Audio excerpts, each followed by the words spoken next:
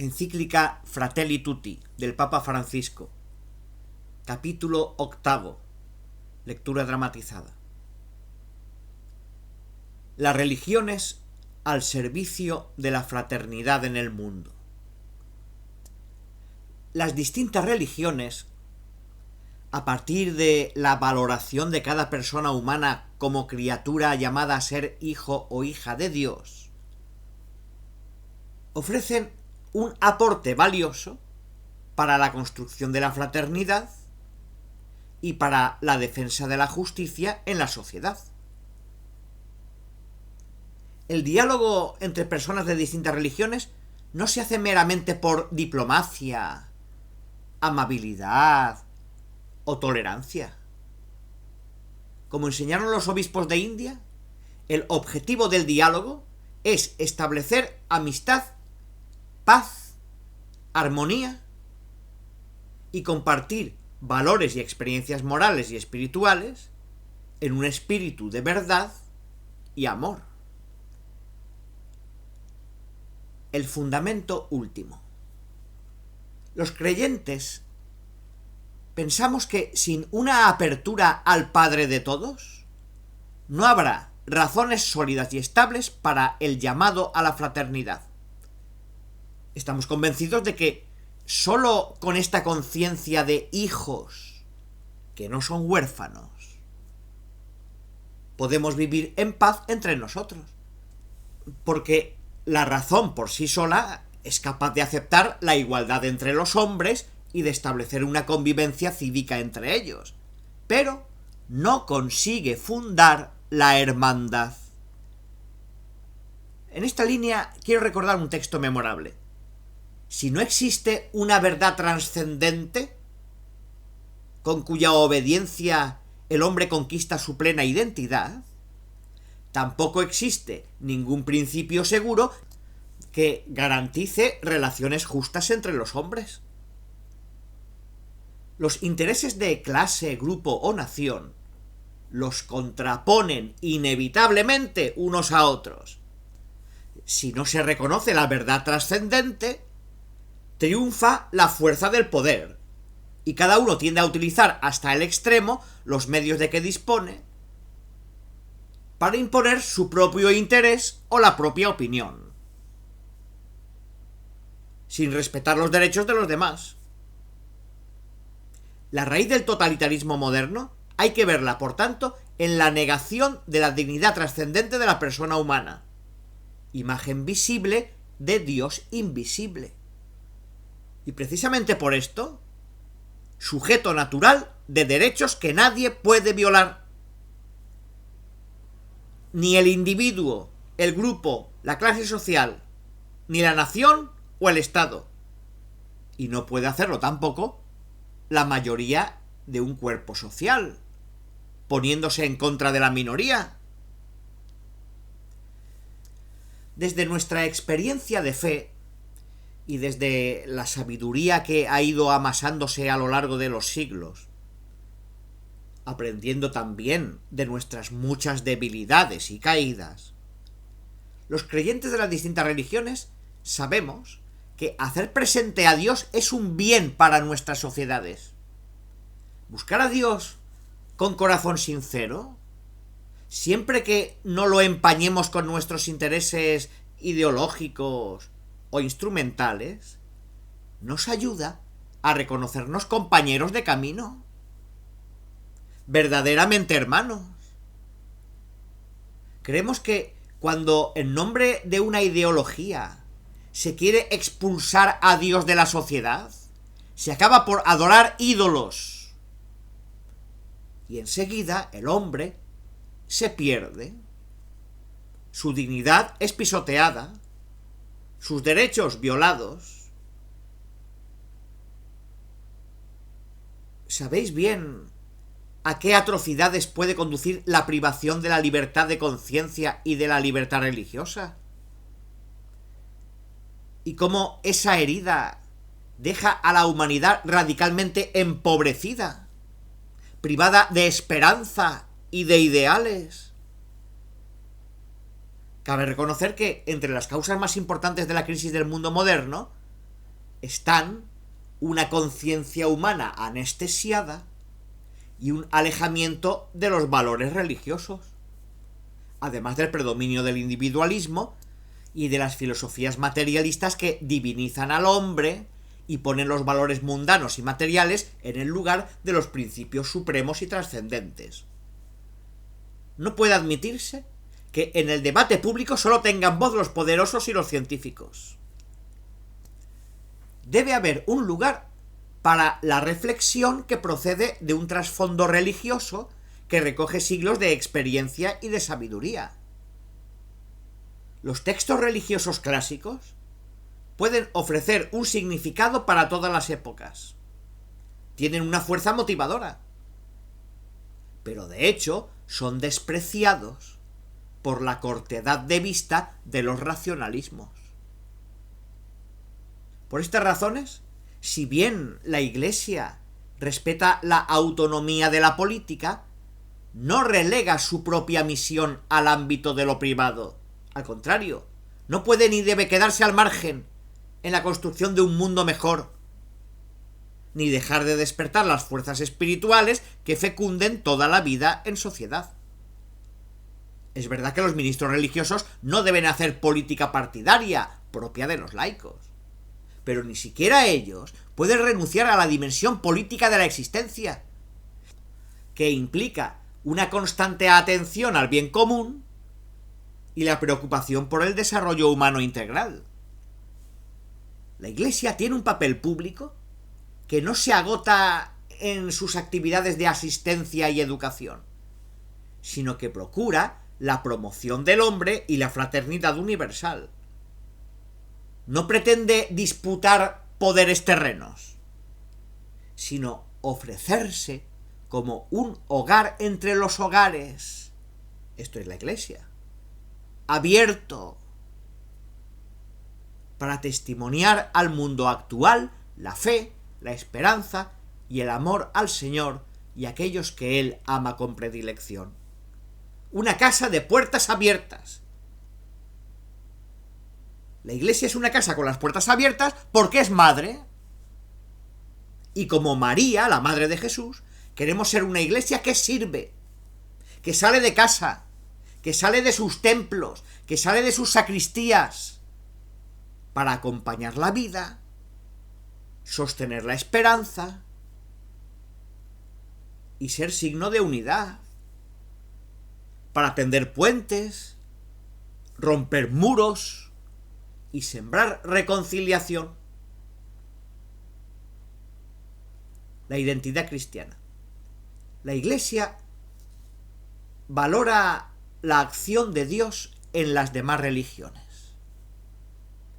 y no rechaza nada de lo que en estas religiones hay de santo y verdadero. Considera con sincero respeto los modos de obrar y de vivir, los preceptos y doctrinas que, no pocas veces, reflejan un destello de aquella verdad que ilumina a todos los hombres. Pero los cristianos no podemos esconder que si la música del Evangelio deja de vibrar en nuestras entrañas, habremos perdido la alegría que brota de la compasión, la ternura que nace de la confianza, la capacidad de reconciliación que encuentra su fuente en sabernos siempre perdonados y enviados. Si la música del Evangelio deja de sonar en nuestras casas, en nuestras plazas, en los trabajos, en la política y en la economía, habremos apagado la melodía que nos desafiaba a luchar por la dignidad de todo hombre y mujer. Otros beben de otras fuentes. Para nosotros, ese manantial de dignidad humana y de fraternidad está en el Evangelio de Jesucristo. De él surge, para el pensamiento cristiano y para la acción de la Iglesia, el primado que se da a la relación, al encuentro con el misterio sagrado del otro, a la comunión universal con la humanidad entera como vocación de todos. llamada a encarnarse en todos los rincones y presente durante siglos en cada lugar de la tierra, porque eso significa católica, la Iglesia puede comprender desde su experiencia de gracia y de pecado la belleza de la invitación al amor universal, porque todo lo que es humano tiene que ver con nosotros. Donde quiera que se reúnen los pueblos para establecer los derechos y deberes del hombre, nos sentimos honrados cuando nos permiten sentarnos junto a ellos. Para muchos cristianos, este camino de fraternidad tiene también una madre, llamada María. Ella recibió ante la cruz esta maternidad universal, Juan 19:26, y está atenta no solo a Jesús, sino también al resto de sus descendientes, Apocalipsis 12:17. Ella, con el poder del resucitado, quiere parir un mundo nuevo, donde todos seamos hermanos, donde haya lugar para cada descartado de nuestras sociedades, donde resplandezcan la justicia y la paz. Los cristianos pedimos que en los países donde somos minoría se nos garantice la libertad, así como nosotros la favorecemos para quienes no son cristianos allí donde ellos son minoría. Hay un derecho humano fundamental que no debe ser olvidado en el camino de la fraternidad y de la paz: el de la libertad religiosa para los creyentes de todas las religiones. Esa libertad proclama que podemos encontrar un buen acuerdo entre culturas y religiones diferentes. Atestigua que las cosas que tenemos en común son tantas y tan importantes que es posible encontrar un modo de convivencia serena, ordenada y pacífica, acogiendo las diferencias y con la alegría de ser hermanos en cuanto hijos de un único Dios.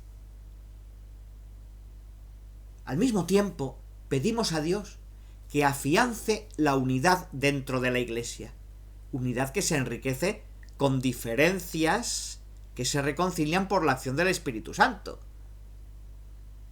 Porque fuimos bautizados en un mismo espíritu para formar un solo cuerpo, 1 Corintios 12:13, donde cada uno hace su aporte distintivo. Como decía San Agustín, el oído ve a través del ojo y el ojo escucha a través del oído.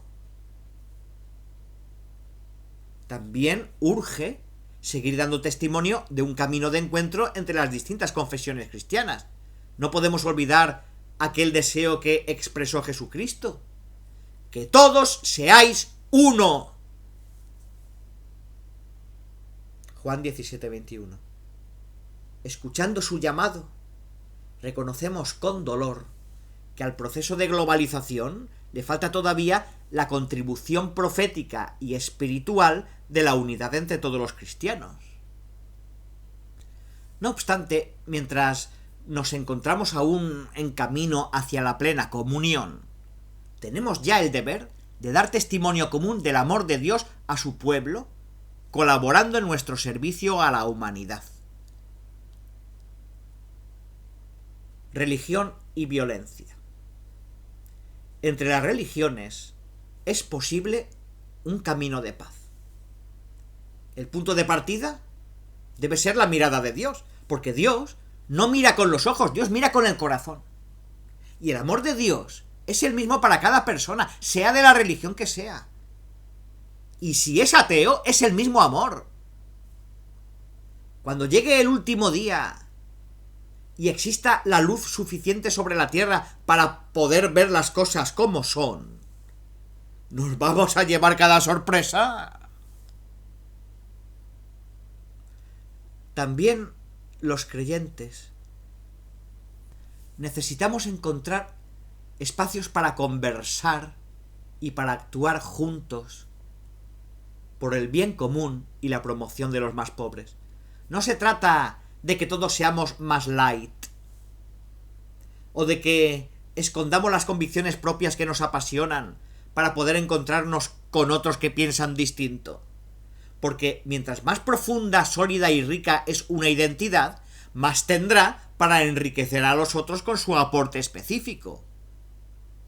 Los creyentes nos vemos desafiados a volver a nuestras fuentes para concentrarnos en lo esencial, la adoración a Dios y el amor al prójimo. De manera que algunos aspectos de nuestras doctrinas, fuera de su contexto, no terminen alimentando formas de desprecio, odio, xenofobia o negación del otro. La verdad es que la violencia no encuentra fundamento en las convicciones religiosas fundamentales, sino en sus deformaciones. El culto a Dios, sincero y humilde, no lleva a la discriminación, al odio y a la violencia, sino al respeto de la sacralidad de la vida, al respeto de la dignidad y la libertad de los demás, y al compromiso amoroso por todos. En realidad, el que no ama no conoce a Dios, porque Dios es amor. 1 de Juan 4:8. Por ello, el terrorismo execrable que amenaza la seguridad de las personas, tanto en Oriente como en Occidente, tanto en el norte como en el sur, propagando el pánico, el terror y el pesimismo, no es a causa de la religión, aun cuando los terroristas la utilizan, sino de las interpretaciones equivocadas de los textos religiosos. Políticas de hambre, pobreza, injusticia, opresión, arrogancia. Por esto es necesario interrumpir el apoyo a los movimientos terroristas a través del suministro de dinero, armas, planes o justificaciones. Y también la cobertura de los medios. Y considerar esto como crímenes internacionales que amenazan la seguridad y la paz mundiales. Tal terrorismo debe ser condenado en todas sus formas y manifestaciones. Las convicciones religiosas sobre el sentido sagrado de la vida humana nos permiten reconocer los valores fundamentales de nuestra humanidad común y los valores en virtud de los que podemos y debemos colaborar, construir y dialogar, perdonar y crecer, permitiendo que el conjunto de las voces forme un noble y armónico canto en vez del griterío fanático del odio. A veces la violencia fundamentalista, en algunos grupos de cualquier religión, es desatada por la imprudencia de sus líderes. Pero el mandamiento de la paz está inscrito en lo profundo de las tradiciones religiosas que representamos. Los líderes religiosos estamos llamados a ser auténticos dialogantes, a trabajar en la construcción de la paz no como intermediarios, sino como auténticos mediadores. Los intermediarios buscan agradar a todas las partes, con el fin de obtener una ganancia para ellos mismos. El mediador, en cambio, es quien no se guarda nada para sí mismo, sino que se entrega generosamente hasta consumirse, sabiendo que la única ganancia es la de la paz.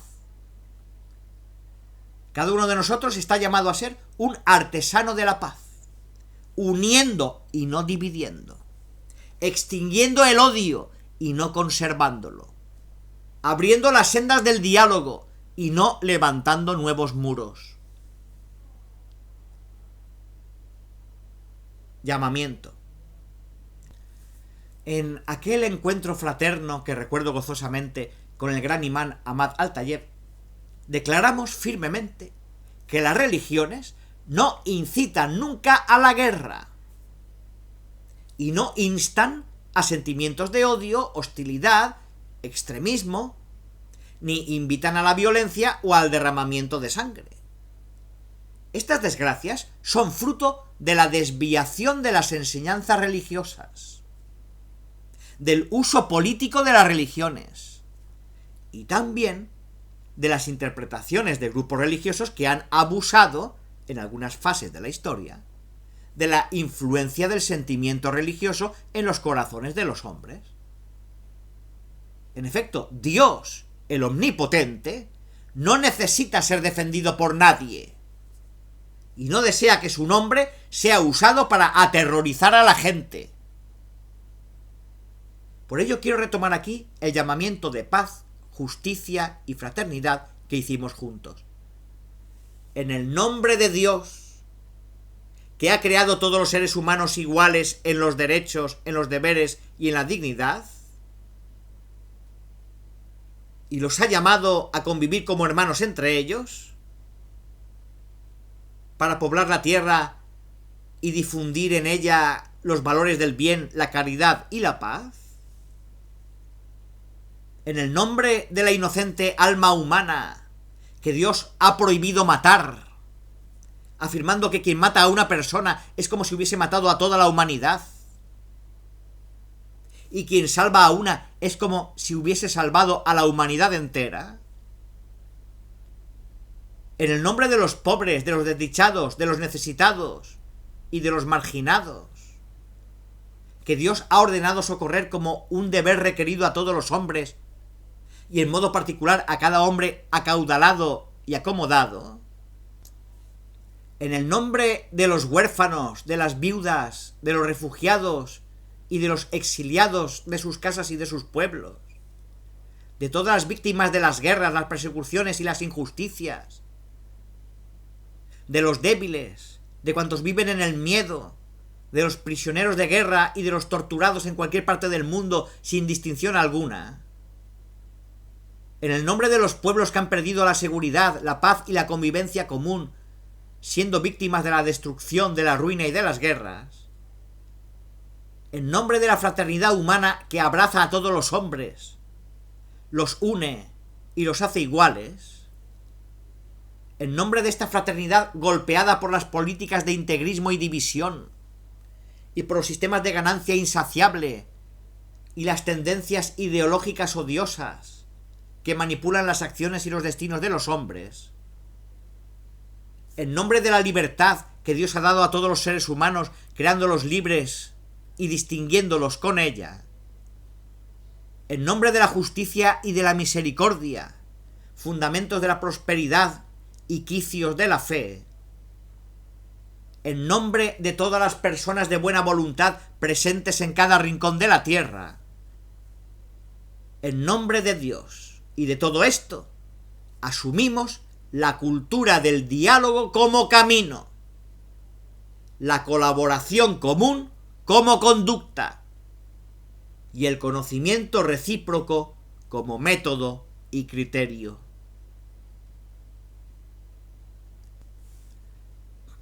En este espacio de reflexión sobre la fraternidad universal, me sentí motivado especialmente por San Francisco de Asís y también por otros hermanos que no son católicos, Martin Luther King, Desmond Tutu, el Mahatma Mohandas Gandhi y muchos más.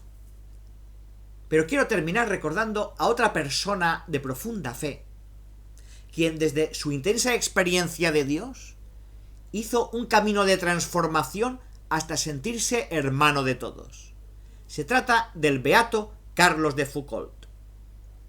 Él fue orientando su sueño de una entrega total a Dios hacia una identificación con los últimos, abandonados en lo profundo del desierto africano. En ese contexto, expresaba sus deseos de sentir a cualquier ser humano como un hermano, y pedía a un amigo: ruegue a Dios para que yo sea realmente el hermano de todos. Quería ser, en definitiva, el hermano universal, pero solo identificándose con los últimos llegó a ser hermano de todos. Que Dios inspire ese sueño en cada uno de nosotros. Amén. Oración al Creador. Señor y Padre de la humanidad, que creaste a todos los seres humanos con la misma dignidad, infunde en nuestros corazones un espíritu fraternal. Inspíranos un sueño de reencuentro, de diálogo, de justicia y de paz. Impúlsanos a crear sociedades más sanas y un mundo más digno, sin hambre, sin pobreza, sin violencia, sin guerras. Que nuestro corazón se abra a todos los pueblos y naciones de la tierra para reconocer el bien y la belleza que sembraste en cada uno, para estrechar lazos de unidad, de proyectos comunes y de esperanzas compartidas. Amén. Oración cristiana ecuménica. Dios nuestro, Trinidad de amor, desde la fuerza comunitaria de tu intimidad divina, derrama en nosotros el río del amor fraterno. Danos ese amor que se reflejaba en los gestos de Jesús en su familia de Nazaret y en la primera comunidad cristiana. Concede a los cristianos que vivamos el Evangelio y podamos reconocer a Cristo en cada ser humano, para verlo crucificado en las angustias de los abandonados y olvidados de este mundo, y resucitado en cada hermano que se levanta.